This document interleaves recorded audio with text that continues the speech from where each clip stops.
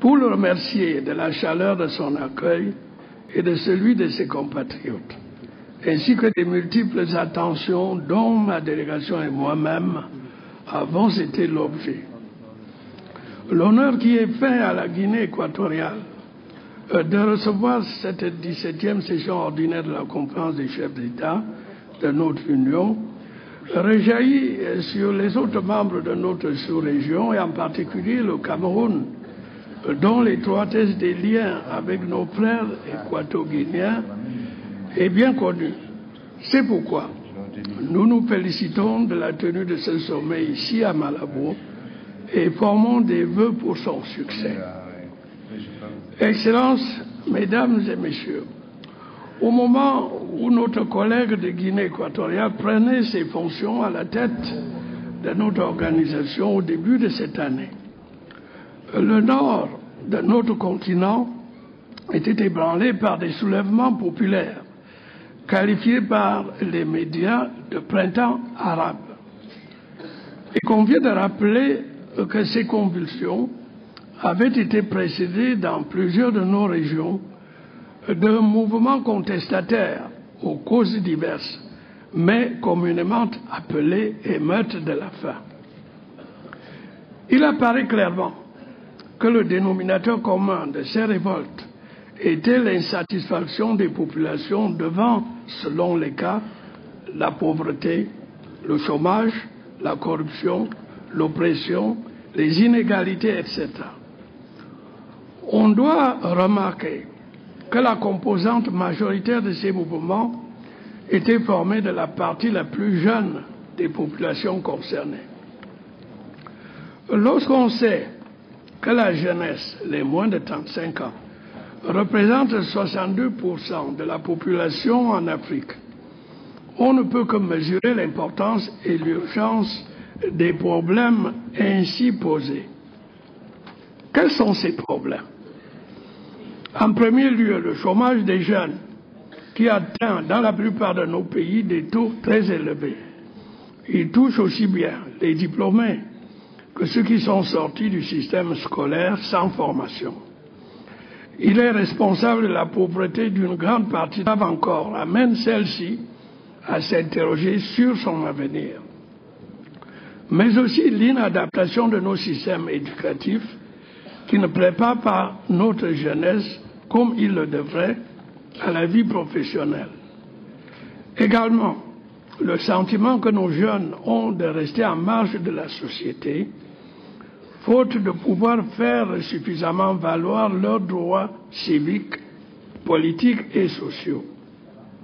De même, l'impression qu'ils ont que l'environnement économique de nos pays leur est défavorable, ce qui peut les conduire à l'exode rural ou à l'émigration clandestine.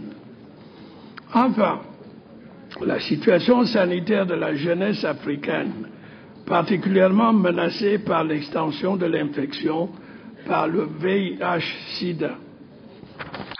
Il est aisé de comprendre que cette accumulation de griefs et d'infortunes puisse être génératrice d'un sentiment d'injustice et mener au découragement, voire à la révolte. C'est le grand mérite de notre organisation continentale de l'avoir compris et d'avoir choisi pour thème des assises de Malabo, je cite, d'accélérer l'autonomisation des jeunes pour un développement durable. Pour atteindre cet objectif, il est évident qu'il nous faudra aller bien au-delà des initiatives prises jusqu'à présent, aussi bien par l'Union africaine que par nos gouvernements. Notre organisation s'est déjà distinguée en adoptant diverses dispositions institutionnelles et juridiques, ainsi que des mesures d'ordre pratique qui vont dans le sens d'une pleine utilisation du potentiel de la jeunesse dans le processus de développement de nos pays. Il serait fastidieux de les énumérer ici tant elles sont nombreuses et variées.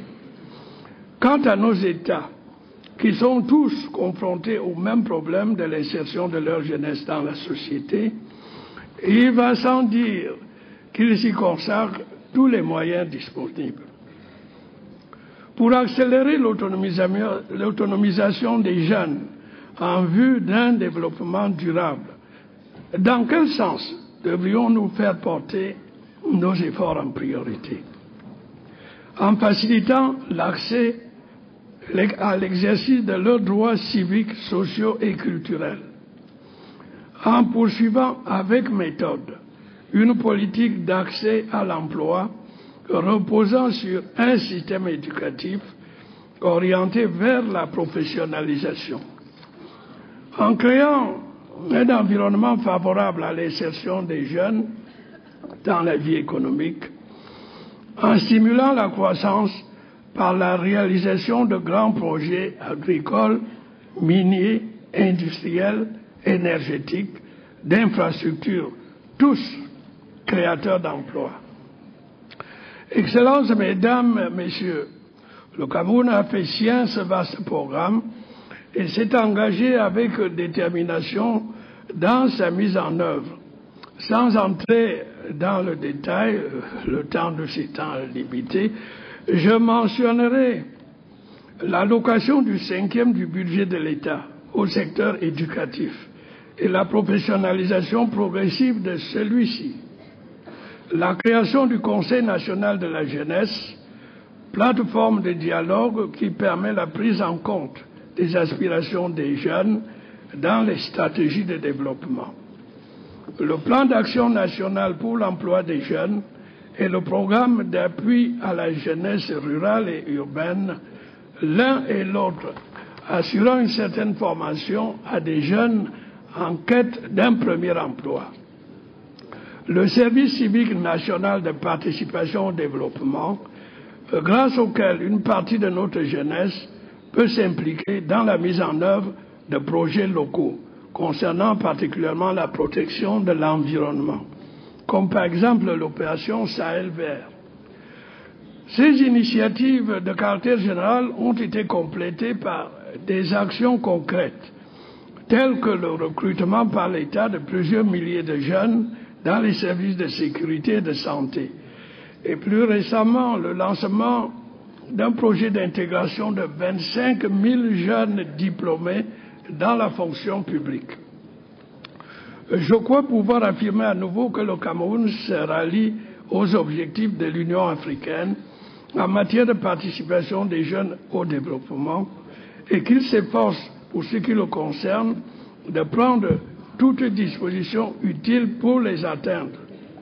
Nous considérons en effet que la jeunesse, avenir de la nation, doit être mise en situation de prendre le relais des générations précédentes, le moment venu. Une jeunesse bien formée, consciente de ses responsabilités, est en effet le garant de la stabilité d'une communauté nationale tournée vers le progrès économique et social. Bien sûr, il nous reste encore bien du chemin à faire pour donner à nos jeunes les meilleures chances de relever les défis du futur. Nous en sommes conscients. C'est pourquoi nous consacrerons toute l'énergie nécessaire pour préparer notre jeunesse, avec l'appui de nos partenaires bilatéraux et de la communauté internationale, à surmonter les obstacles qui pourraient se dresser sur sa route. Je vous remercie de votre aimable attention. Merci beaucoup, Monsieur le Président, de nous avoir fait partager les expériences qui sont donc menées dans votre pays, des expériences variées et diverses donc en faveur de la jeunesse. La parole est au Président du Niger, Son Excellence Mahamadou Issoufou. Bien, je vous remercie. Je voudrais d'abord commencer par remercier le président de la République de Guinée équatoriale pour l'accueil plein de chaleur qui nous a été